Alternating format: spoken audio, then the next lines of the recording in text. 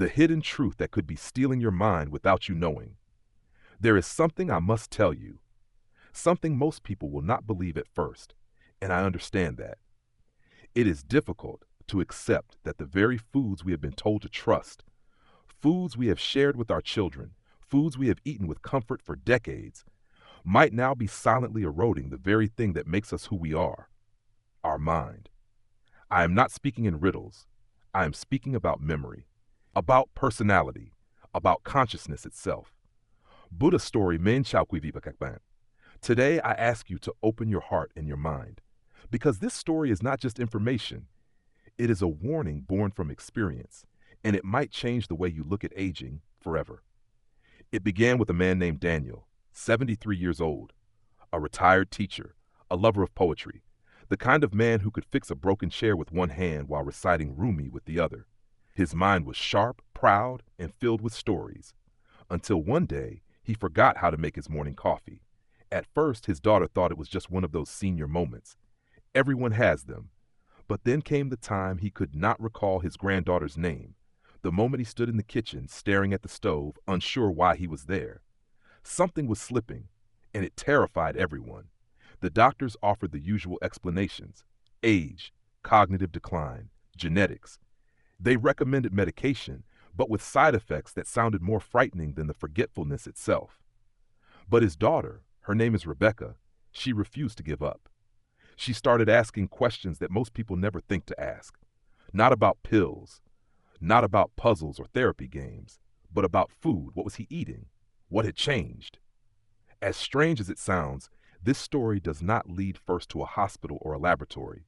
It leads to a kitchen cabinet, to a bowl of mixed nuts. For years, Daniel had considered nuts to be his healthiest snack. A handful of cashews in the afternoon, a spoonful of peanut butter on toast, a few Brazil nuts every now and then, almonds before bed. He was doing what most nutritionists would call smart eating.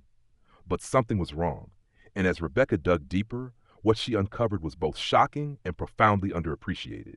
You see, the aging body does not metabolize nutrients the same way it once did, especially not the brain. As we age, the brain becomes more vulnerable to inflammation, oxidative damage, and biochemical imbalance. And the wrong kind of nut, yes, even something as innocent as a cashew, can trigger a cascade of reactions that slowly, subtly damage cognition. Cashews, for instance, contain oxalates.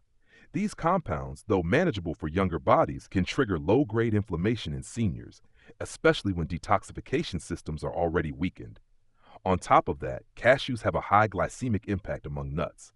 For someone in their 70s or 80s, a spike in blood sugar can mean more than fatigue.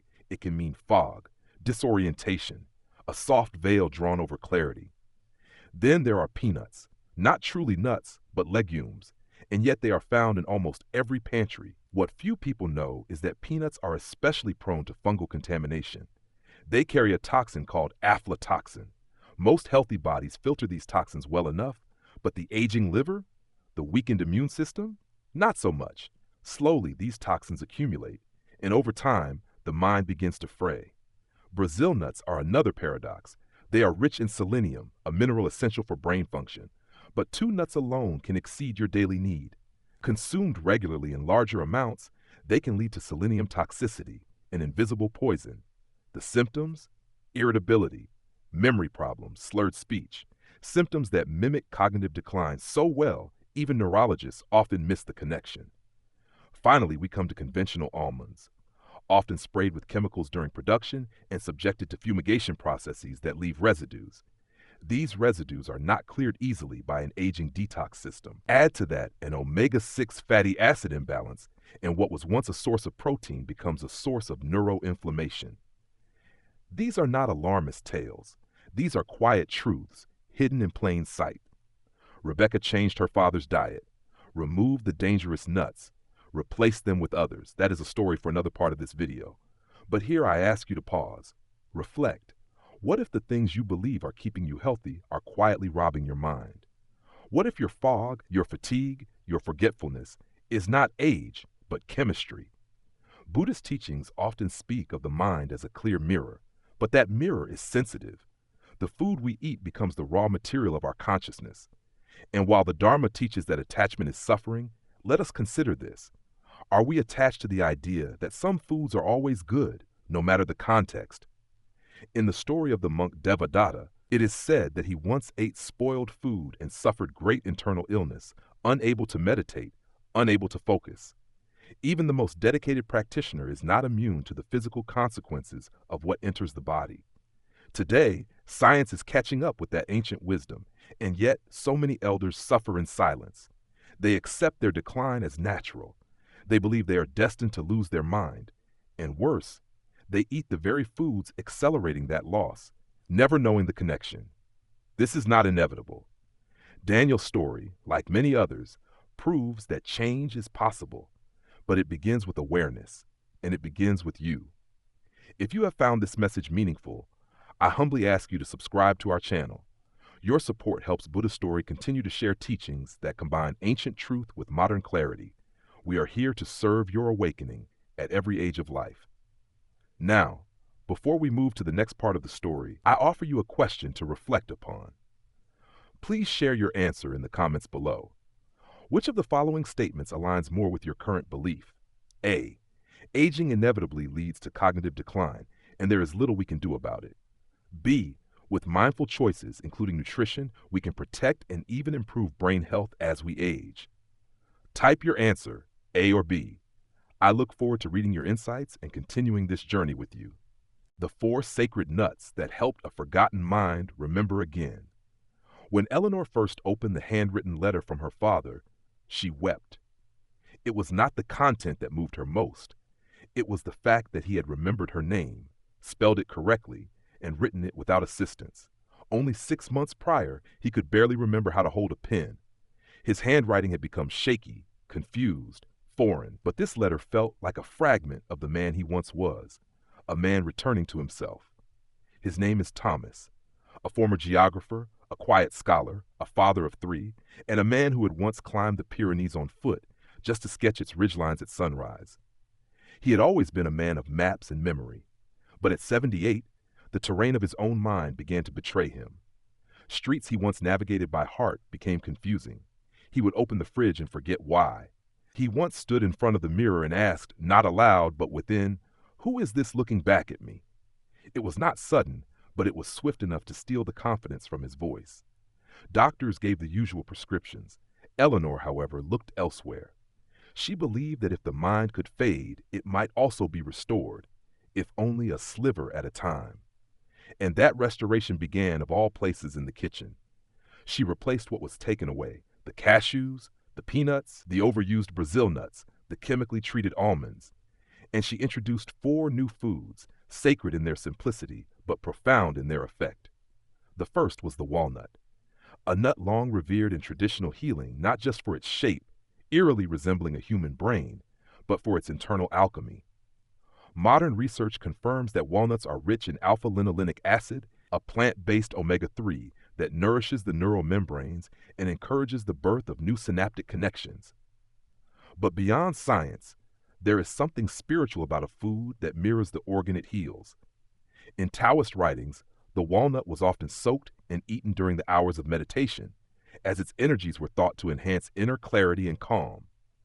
Thomas began eating 7 crushed walnuts each morning, and within weeks, Eleanor noticed subtle changes. He was less startled. He stayed in conversation longer. His eyes, once dim, began to hold their gaze. Next came the pecan.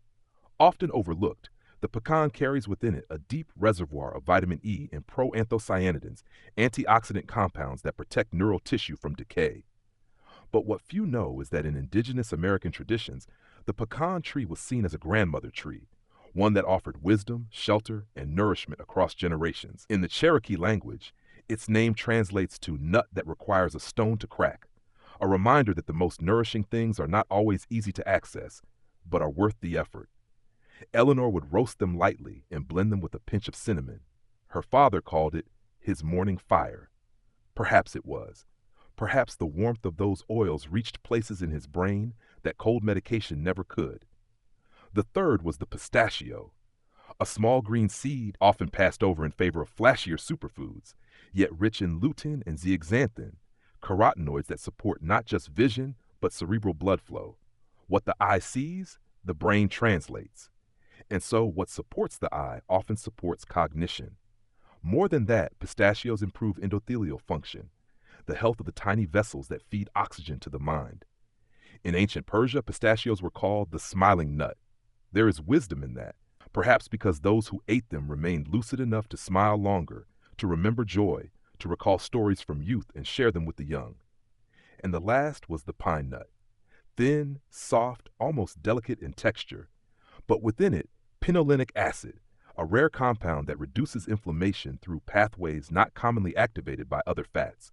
Pine nuts are also rich in manganese, a trace mineral that supports mitochondrial function, the energy production at the heart of every brain cell. In Tibetan medicine, pine nuts were considered sacred offerings, not just because of their scarcity, but because they were believed to carry the energy of longevity. In the Himalayas, monks would gather them before winter, storing them with reverence, knowing they would be called upon when the cold made thoughts slower and the world less clear. Eleanor combined these 4 nuts into what she called the remembering blend. Each morning, she would grind 1 tablespoon of each, add them to organic yogurt, swirl in raw honey, and finish with a sprinkle of Ceylon cinnamon. She did this not with scientific precision, but with loving attention. She made it beautiful. She made it a ritual. And that ritual became a doorway. At first, the changes were soft. Thomas began sleeping more soundly. He started recognizing neighbors again.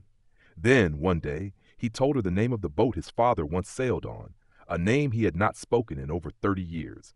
He began to reread his favorite atlas, tracing the paths of his past with renewed devotion. It was not a miracle, it was not a cure, but it was a return. You see, we often look at the mind as something fixed or fading. But the Buddha taught that the mind is fluid, like a stream. What we pour into it matters. If we pollute it with thoughtless choices, it becomes murky.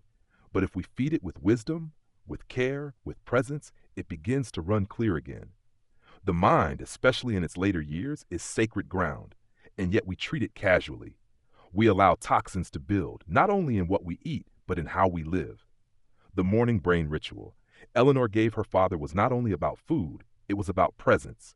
It was about taking 3 minutes to say, "This matters. You matter." In the Buddhist monastic code, the food offered to monks must be clean, simple, and prepared with intention. Why? Because what we eat becomes our thoughts. Our choices become our clarity. Our clarity becomes our karma.